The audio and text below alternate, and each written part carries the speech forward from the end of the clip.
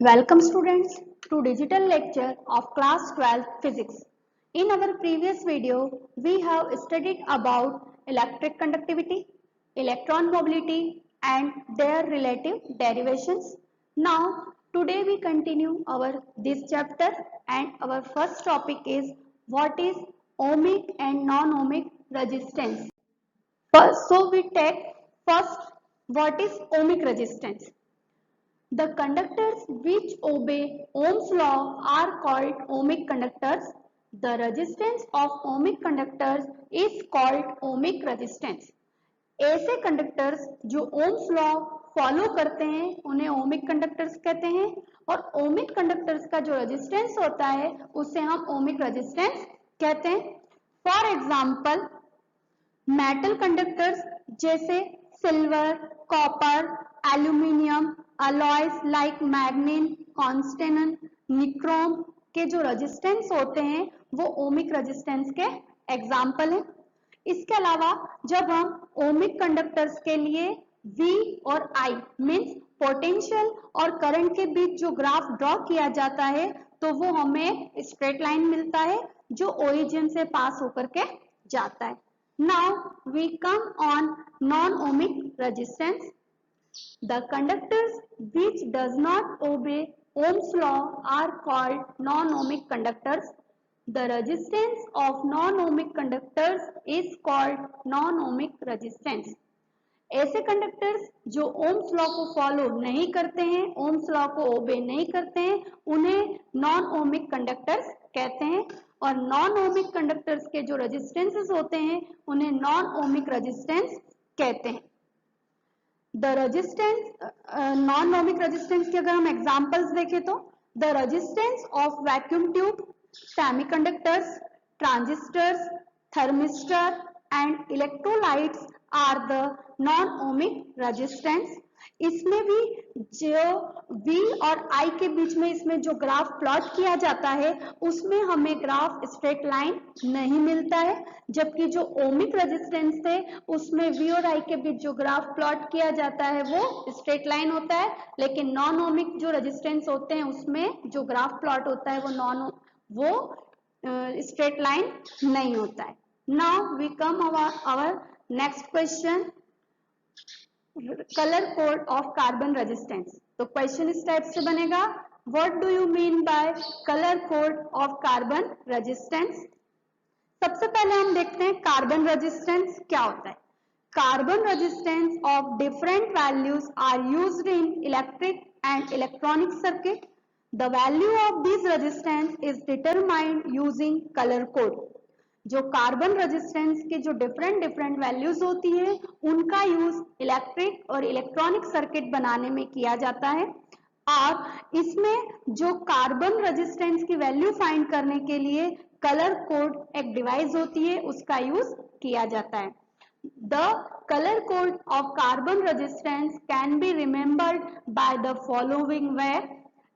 B.B. Roy of Great Britain has a very good wife wearing golden silver necklace. यहाँ पे जो capital letters हैं ये हमें ये इंडिकेट करेंगे कलर डिफरेंट, है ना. फॉर एग्जांपल जैसे हम यहाँ जो लेटर्स हैं उनको देखते हैं, all capital letters B, D, R, O, Y, G, B, V, G, W, G, S and in this sentence stands for different colors. That is B is used for black color, next B is used for brown color, next R for red and O is used for orange, Y used for yellow, G is used for green, B used for blue and V is used for violet and G is used for grey, W used for white and capital G is used for golden and S is used for silver and last N is used for no color respectively. इन ये जो capital letters यहाँ पे use किए जाते हैं, इसकी help से हम कलर कोड में जो भी डिफरेंट कलर्स यूज किए जा रहे हैं उनको लर्न कर सकते हैं इजी वे में। इसलिए हम इस सेंटेंस को लर्न करते हैं कि B B Roy of great Britain has a very good wife wearing golden silver necklace.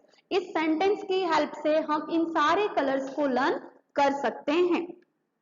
The carbon resistance lies between few ohms to many thousand mega ohms। ये इनकी जो वैल्यूज होती है, कार्बन रेजिस्टेंस की जो वैल्यूज होती है, इन्हें फाइंड करने के लिए शेल पर डिफरेंट कलर्स के 4 रिंग्स या जो बैंड्स होते हैं वो बने होते हैं, जो आप डायग्राम में देख रहे हैं। Our next question is what is electricity power? इसमें हमें डिफाइन करना है कि इलेक्ट्रिसिटी पावर क्या है। The rate of work done on passing through an electric circuit is called electric power. It is denoted by capital P। किसी electric circuit में electric current pass करने पर जो वर्क डन होता है उसे पावर कहते हैं। It means if work done in an electric circuit in time small t bw, अगर किसी इलेक्ट्रिक सर्किट में I करंट फ्लो करने के लिए हमें W वर्क करना पड़ता है और उसके लिए हमें T टाइम की रिक्वायरमेंट होती है, तो then power equals to W upon T। This is our first equation. If W equals to 1 joule and T equals to 1 second, then from equation 1 T equals to 1 joule upon 1 second equals to 1 watt. It means here we get a relation 1 joule upon 1 second equals to 1 watt. So we write here P equals to 1 watt. It is a SI unit of power. Now यहाँ पे हमारे पास कुछ अलग अलग units भी हैं। First 1 kilowatt, 1 kilowatt को हम यहाँ पे लिख सकते हैं 1 kW। किलोवाट के लिए K यूज किया जाता है। हम पहले भी देख चुके हैं कि किलो के लिए हम 10 to the power 3 यूज करते हैं।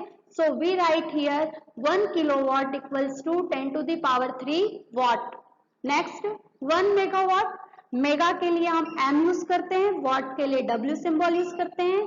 तो 1 megawatt equals to 1 MW equals to 10 to the power 6 watt.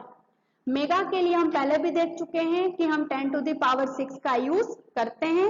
And next relation 1 horse power HP, 1 HP means 1 horse power equals to 746 what.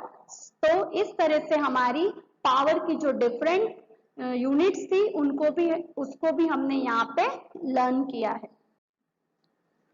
Power का जो अभी हमने फॉर्मूला देखा उसके बेसिस पे अब हम एक न्यूमेरिकल सॉल्व करेंगे। हमारा न्यूमेरिकल है ए 200 volt potential difference, power is 100 what, what will be the value of current. Potential difference की वैल्यू हमारे पास 200 वोल्ट है, पावर हमारे पास 100 वॉट है। इस कंडीशन में हमें करंट की वैल्यू फाइंड करना है। सॉल्यूशन में सबसे पहले हमारे पास है given that V equals to 200 volt and P equals to 100 watt. We have formula P equals to VI. Then we rearrange I equals to P upon V. We put values of P and V. Then we get I equals to 100 upon 200. हमने यहाँ पे P की value 100 put करी, V की value 200 put करी। ऊपर की double zero से नीचे की डबल जीरो कैंसिल होगी, हमें मिलेगा I इक्वल्स टू 1/2। इसको हम सॉल्व करेंगे तो मिलेगा हमें 0.5। और हम जानते हैं कि जो करंट की वैल्यू क्या होती, जो यूनिट होती है वो क्या होती है, ampere. So we write here, answer में लिखेंगे I equals to 0.54 ampere. This is our answer and we use next question. जो हमने फॉर्मूला के बेसिस पे हम जो न्यूमेरिकल्स कर रहे हैं उसमें नेक्स्ट क्वेश्चन देखते हैं। A bulb is marked as 60 watt to 230 volt, how much energy will be consumed in 30 days if the bulb is lighted for 8 hours per day. हमारे पास एक बल्ब है जिसपे मार्क किया हुआ है कि 60 वॉट से 230 वोल्ट तक है और उसकी जो एनर्जी है वो कितनी कंज्यूम हो रही है हमें फाइंड करना है। और बल्ब कितनी लाइटिंग कर रहा है, 8 आवर्स पर डे। 30 डेज के लिए बल्ब जल रहा है 8 आवर्स पर डे, मतलब एक दिन में 8 आवर्स चलता है। इस तरह से 30 डेज में कितनी एनर्जी कंज्यूम होगी यह हम फाइंड करेंगे। सॉल्यूशन, नंबर ऑफ यूनिट्स, जब हमें इस तरह से नंबर ऑफ यूनिट्स फाइंड करना होती है तो फॉर्मूला होगा number of units equals to watt into hours into days upon 1000। Put the values then we get watt कितना है 60 वॉट है और आवर्स कितने 8 आवर्स पर डे, तो 8 हो गया। कितने दिन के लिए कंज्यूम हो रहा है 30 डेज के लिए, तो डेज पे 30 यूज करेंगे अपॉन 1000।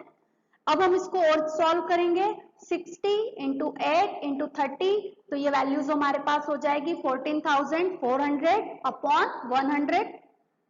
अपॉन की जो 2 जीरो से ऊपर की 2 जीरो कैंसिल होंगी तो हमें मिलेगा 144 अपॉन 10।